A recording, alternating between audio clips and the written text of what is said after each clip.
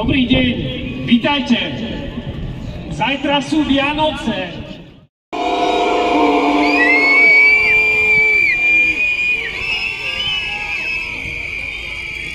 Táto cesta je priamym útokom na zahranično-politické záujmy Slovenskej republiky. Vážnym narúšaním európskej jednoty s radou hodnôt, na ktorých stojí naša demokratická spoločnosť.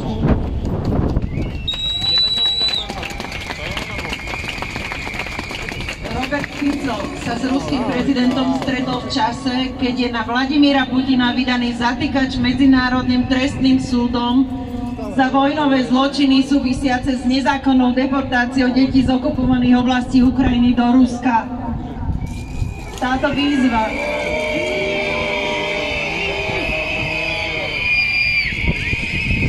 výzva reflektuje aj Rímsky štatút Medzinárodného trestného súdu, na základe ktorého bol na Vladimíra Putina vydaný zatýkač za vojnové zločiny, čím pripomíname, že Slovenská republika ako signatár Rímskeho štatútu uznáva jurisdikciu ICC a zdieľa zodpovednosť za presadzovanie spravodlivosti a ochranu ľudských práv na globálnej úrovni. Čin Roberta Fica výrazným spôsobom podkopáva dôveryhodnosť Slovenska ako spojenca Európskej únie a NATO a oslavuje naše postavenie v medzinárodnom spoločenstve. Odmietame kroky, ktoré legitimizujú agresora a ohrozujú bezpečnosť a zahranično-politické záujmy našej krajiny. Lebo to je to, čo ste. Ja si veľmi vážim, v prvom rade sa chcem veľmi poďakovať taktiež Mier Ukrajine, platforme, ktorá promptne zorganizovala túto akciu, aby sme vyslali do celého sveta jasný signál, že na Slovensku sú ľudia, ktorí majú správny morálny kompas. A to ste vy. Sú tu ľudia, ktorým na budúcnosti Slovenska záleží. A to ste vy. Priatelia, spolu ako Slovensko, spolu s vami sme v roku 2022, keď vypukla vojna, postavili Slovensko na správnu stranu dejín. A ja si tie chvíle veľmi dobre pamätám.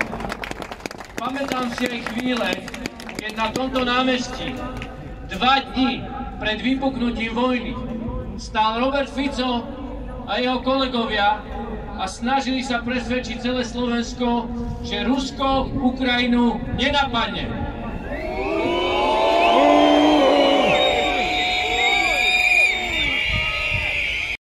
To je momentálne priorita našej politiky. Dámy a páni, terajšie Rusko nám nemá čo dať. Treba ho odmietnúť v celku. Od jeho fosílnych palív, ktoré sú bez tak ulúpené, najmä zo sibírskych okupovaných oblastí, cez jeho barbarskú, tzv. euroázijskú politiku, až po jeho imperiálnu kultúru. Už aj susedné Rakúsko sa dokázalo úplne odpojiť od plynu z ruských kolónií a nové trasy posilňujú jeho energetickú bezpečnosť. My zostávame závislí od teroristického režimu.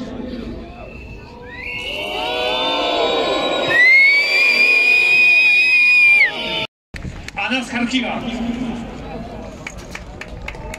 Dobrý deň, a ja som veľmi rozcítená teraz, že je tu vás tak veľa. A som veľmi vďačná a myslím, že to môžem povedať aj v mene všetkých Ukrajincov. Ďakujem vám, že ste sem prišli. A prečítam vám báseň, ktorú som napísala skoro rok dozadu, keď Fico povedal, že v Kyjeve nie je vojna.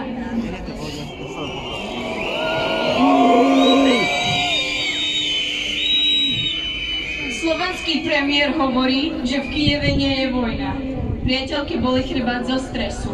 Odchádza od rodičov, v meste začína ostreľovanie. Hodinu nedočiahne na fľašu vody. Oni nepijú v zákopoch celé dní. Píšem, že všetkých silno obvímam, pretože nikoho iného nemám. Slovenský premiér hovorí, že v Kyjeve sa žije normálne. Moje priatelia tretia ruiny bytov. V Charkove zomrelo 9-ročné dievča. Vstávam a vítam správy. Rozprávam príbehy a nadávam si. Môj najlepší kamoš je syndrom preživšieho. Len ho nikto nenaučil objímať, ako robia kamoši. Skačí mi po chrbte ako na trampolíne. Ja nechcem byť príliš veľa. Viem, že ľudia sú unavení z bolesti. Každý si nesie svoju bolesť. Prečo by chceli moju? Každú reakciu však vítam. Všetkým virtuálne ďakujem a objímam.